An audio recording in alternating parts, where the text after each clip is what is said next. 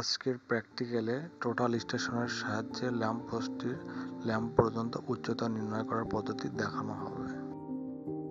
মেনুতে গেলাম, মেনুতে যাওয়ার পরে এবার আমরা একটু নিচের দিকে যাই, দেখে কী কী আছে।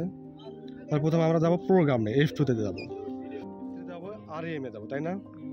F3-তে গেলাম। এখানে দেখো F1 রয়েছে আমাদের ইনপুট প্রিজম হাইট, কিন্তু আমরা কি এটা আগে নন প্রিজম করে রাখছি, তাই না? মোটা নন প্রিজম দেওয়া, তার নন প্রিজম কিন্তু আমাদের রিফ্লেকশন হাইটটা বা প্রিজম হাইটটা আমাদের 0 0। তাহলে আমরা এন্টার করলাম। এন্টার করার পরে এবার দেখো আমরা যদি মেজারে যাই, হরিজন্টাল ডিসটেন্সটা চলে আসলো। তাহলে এটা কিন্তু আমাদের আসলো, কিন্তু আমরা কিন্তু এখন আমাদের যেটা কাজ হবে, আমরা প্রথমে পোস্টের গোড়ায় আমরা টার্গেটটা রাখবো। পোস্টের গোড়া যাই আমরা,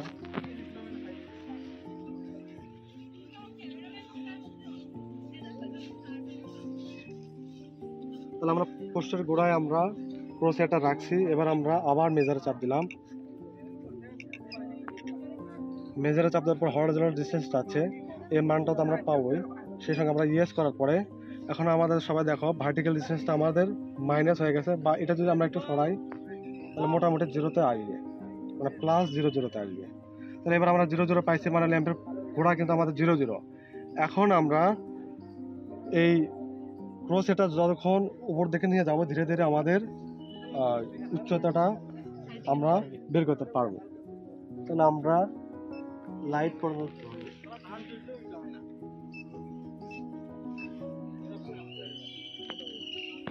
আমরা লাইট পর্যন্ত ক্রস এটা রাখছি। সেক্ষেত্রে ল্যাম্পপোস্ট পর্যন্ত আমরা টার্গেট করে ফেলছি। সেক্ষেত্রে আমাদের ল্যাম্পপোস্টের গোড়া থেকে লাইট পর্যন্ত আমাদের ভার্টিক্যাল ডিসটেন্স কতটুকু আছে?